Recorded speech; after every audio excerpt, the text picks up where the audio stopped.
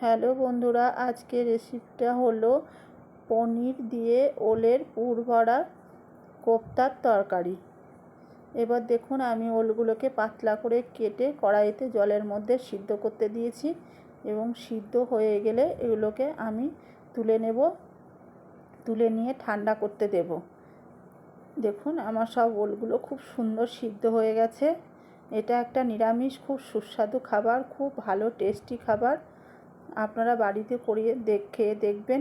এখন ওলের সিজন, নতুনত্ব অনেক ওল উঠবে, খুব সুন্দর ভালো লাগে খেতে।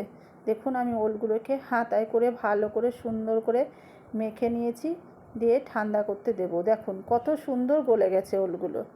এবার আমি এদিকে পনিরটাকে গ্রেট করে নেব। সুন্দর করে আপনি গ্রেট করে নিতে হবে, ঝুরঝুরো করে।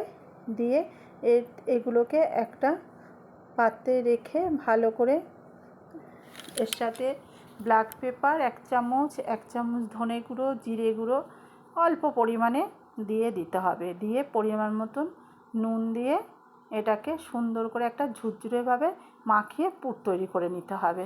দেখুন, আমি সব কিছু দিয়ে এখানে একটা ঝুরঝুরে করে পুর মাখিয়ে নিচ্ছি। দেখুন, আমার সুন্দর করে মাখানো হয়ে গেছে। আপনারা এভাবে বাড়িতে করে খাবেন, দেখবেন খুব ভালো লাগবে। আর করে খেয়ে আমাকে জানাবেন কমেন্ট করে। দেখুন, আমার সব পুর রেডি। এবার আমি ওলটাকে দেখুন একটু করে বেসন দিয়েছি আর পরিমাণ মতো নুন হলুদ দিয়ে ভালো করে হাত দিয়ে চটকে চটকে একটা ডো করে নেব। দেখুন, খুব সুন্দর করে করতে হবে যাতে একটা দানাও না থাকে। হ্যাঁ, আপনারাও এইভাবে বাড়িতে করে খাবেন। খেয়ে আমার ইউটিউব চ্যানেলটিকে সাবস্ক্রাইব করে দেবেন, শেয়ার করে দেবেন, কমেন্ট করবেন। আর ফেসবুক চ্যানেলটিকে লাইক কমেন্ট করে বলবেন যে কেমন হয়েছে।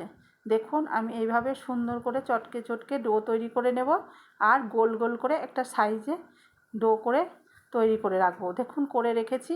এবার আমি একটু করে হাতে শুকনো বেসন দিয়ে এটাকে একটু খাদল মতন করে এর মধ্যে পুর ভরে আমি আবার একটু গোল করে তারপরে একটু চ্যাপ্টা করে একটা কোপ্তার সাইজে আকারে করে রাখবো। এরকম করে আমি প্রত্যেকটি ডোকে সুন্দর করে একটা কোপ্তা করে নেব পুর ভরে ভরে। দেখুন, আমি এইভাবে করছি, আপনারাও এইভাবে করবেন, দেখবেন খুব সুন্দর খেতে হয়। এটা নিরামিষভাবেও করা যায়, আবার আমিষি পেঁয়াজ রসুন দিয়েও করা যায়, অন্য টাইপের। আমি আজকে নিরামিষই করেছি। দেখুন, আমার প্রত্যেকটি কোপ্তা রেডি হয়ে গেছে এখানে। এবার আমি কড়াইতে তেল দিয়ে দেবো।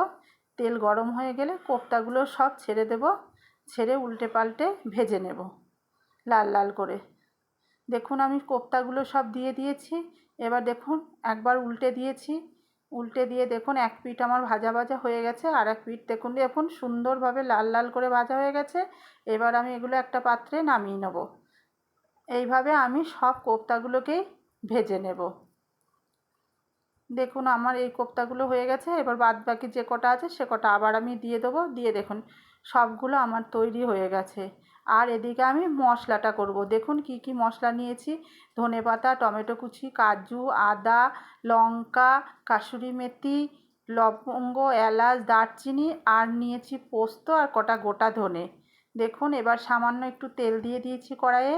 এবার আমি একে একে প্রথমে এলাচ, দারচিনি, লবঙ্গ, এরপরে দিয়ে দেবো কাজু। তারপরে আমি একে একে সব মশলাগুলো ধনে দিয়ে দিলাম। এবার টমেটো কুচি, ধনেপাতা কুচি, কাঁচা লঙ্কা, মানে সমস্ত মশলাগুলোই আমি সব দিয়ে একটু নেড়ে চেড়ে ভেজে নেব। এই ভাজলে একটা সুন্দর একটা গন্ধ থাকে, আর রেসিপিটা খেতেও খুব ভালো হয়। আর এই মশলাটার একটা স্বাদও আসে অন্যরকম, ভাজা মশলার। দেখুন, আমি একটা নেড়ে চেড়ে ভেজে নিয়েছি। এবার আমি একটু ঠান্ডা করে নেব, ঠান্ডা করে মিক্সিতে পেস্ট করে নেব। দেখুন, আমার মশলাটা রেডি হয়ে গেছে। এইবার আমি মশলাগুলোকে ঠান্ডা করতে দেবো ওদিকে, আর এদিকে কড়াইতে একটু তেল দিয়ে দেবো। হ্যাঁ, দিয়ে তেল দিয়ে ওই যে পেস্ট করা মশলাটা আমি এবার কড়াইতে দিয়ে দেবো। দিয়ে একটু ভালো করে নেড়ে চেড়ে নেব। নেড়ে চেড়ে নিয়ে এখানে পরিমাণ মতন হলুদ দিয়ে দেবো, লবণ দিয়ে দেবো,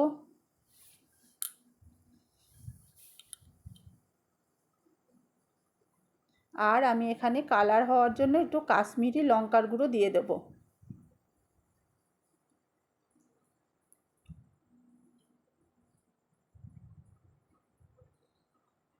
একটু বেশি পড়ে গেছিলো, আমি একটু তুলে ফেলে দিয়েছি।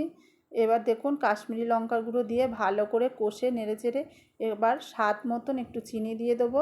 এতে স্বাদই লাগে অন্যরকম একটু চিনি দিলে। দেখুন কি সুন্দর তেল ছেড়ে দিয়েছে। আর মশলা যে পেস্টে একটু ছিল জল দিয়ে আমি সেটা দিয়ে দিয়েছি।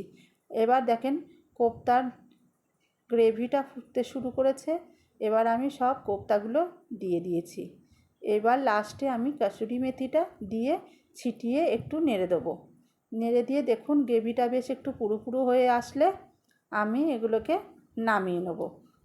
দেখুন আমাদের কোপ্তা কারি কী সুন্দর ফুলে উঠেছে আর খুব সুন্দর হয়ে গেছে। এবার আমরা এগুলোকে নামিয়ে নেব।